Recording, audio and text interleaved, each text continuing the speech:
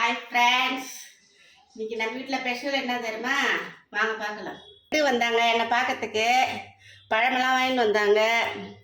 அது நான் இப்போ என் பேரனுக்கு ஜூஸ் போட போகிறேன். பாருங்க, நாட்டு சர்க்கரை,